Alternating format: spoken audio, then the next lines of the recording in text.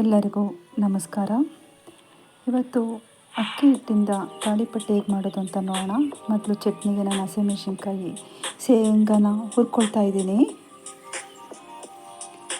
ನೋಡಿರಿ, ಹಸಿಮೆಣಸಿನ್ಕಾಯಿ ಮತ್ತು ಶೇಂಗಾ, ಹಸಿಕಾಯಿ, ಬೆಳ್ಳುಳ್ಳಿ, ಉಪ್ಪು, ಹುಣಸೆಹಣ್ಣು ಎಲ್ಲ ಹಾಕಿ ನಾನು ಶೇಂಗಾ ಚಟ್ನಿ ರೆಡಿ ಮಾಡ್ಕೊಂಡಿದ್ದೀನಿ. ಈಗ ತಾಳಿಪಟ್ಟಿಗೆ ಶೇಂಗಾ, ಹಸಿಮೆಣಸಿನ್ಕಾಯಿ, ಕರಿಬೇವನ್ನ ಈ ರೀತಿಯಾಗಿ ತರಿಯಾಗಿ ನಾನು ರುಬ್ಕೊಂಡು ಒಂದು ತಟ್ಟೆಯಲ್ಲಿ ಹಾಕಿದ್ದೀನಿ. ನಾನು ಸ್ವಲ್ಪ ಅನ್ನ ಕೂಡ ಹಾಕ್ತಾಯಿದ್ದೀನಿ ಇದಕ್ಕೆ. ನೋಡಿ, ಈಗ ಅನ್ನನ ತರಿಯಾಗಿ ರುಬ್ಕೊಂಡಿದ್ದೀನಿ. ಈಗ ಇದಕ್ಕೆ ಮೆಂತ್ಯ ಸೊಪ್ಪು, ಸಬ್ಬಾಸ್ಗೆ ಸೊಪ್ಪು, ಪಾಲಕ್ ಸೊಪ್ಪು, ಕೊತ್ತಂಬರಿ ಸೊಪ್ಪು ಮತ್ತು ಈರುಳ್ಳಿನ ನಾನು ಇದಕ್ಕೆ ಮಿಕ್ಸ್ ಮಾಡ್ತಾಯಿದ್ದೀನಿ. ಈಗೆಲ್ಲ ಮಿಕ್ಸ್ ಮಾಡೋಣ. ಇದಕ್ಕೆ ಈಗ ರುಚಿಗೆ ತಕ್ಕಷ್ಟು ಉಪ್ಪು ಹಾಕೋಣ. ಉಪ್ಪು ಹಿತವಾಗಿರಲಿ. ಆಮೇಲೆ ಜೀರಿಗೆ ಹಾಕ್ತಾಯಿದ್ದೀನಿ ಇದಕ್ಕೀಗ. ನೋಡಿ, ಈಗ ಅಕ್ಕಿ ಹಿಟ್ಟು ಹಾಕಿ ನಾನು ಮಿಕ್ಸ್ ಮಾಡ್ತಾಯಿದ್ದೀನಿ. ಚೆನ್ನಾಗಿ ಆ ಸೊಪ್ಪು, ಈರುಳ್ಳಿ, ಅಕ್ಕಿ ಹಿಟ್ಟು ಎಲ್ಲ ಚೆನ್ನಾಗಿ ನಾವು ಬೆರೆಸಬೇಕು. ನೋಡಿ, ಈ ಥರ.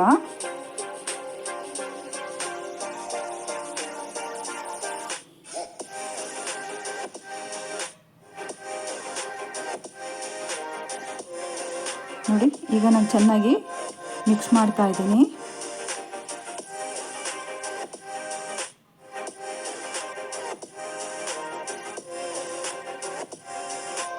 ಈಗ ಇದೆಲ್ಲ ಕಲಸಾಗಿದೆ. ಈಗ ಬಿಲ್ಲೆಗಳು ಮಾಡ್ಕೊಳ್ಳೋಣ. ನೋಡಿ, ಈಗ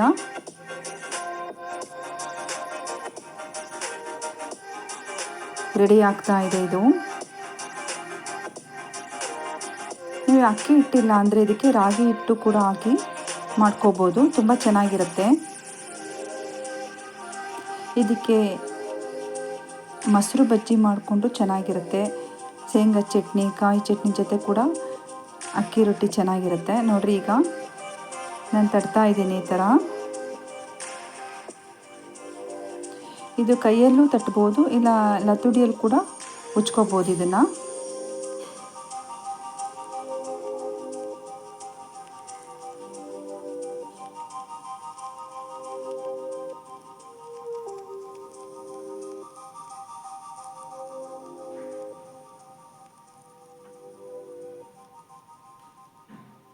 ನೋಡಿ, ಈಗ ಹಂಚಿನ ಮೇಲೆ ನಾನು ಹಾಕಿದ್ದೀನಿ.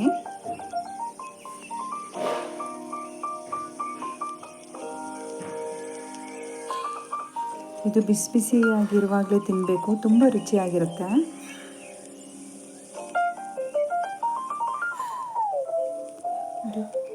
ಶೇಂಗಾ ಚಟ್ನಿನ ಈಗ ಒಂದು ತಟ್ಟೆಯಲ್ಲಿ ಹಾಕಿದ್ದೀನಿ.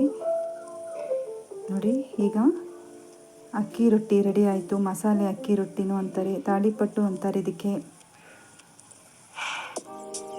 ನೋಡಿ ಸ್ನೇಹಿತರೆ, ನಿಮಗೆ ಈ ವಿಡಿಯೋ ಇಷ್ಟ ಆಗಿದರೆ ಲೈಕ್ ಮಾಡಿ. ಎಲ್ಲರಿಗೂ ನಮಸ್ಕಾರ.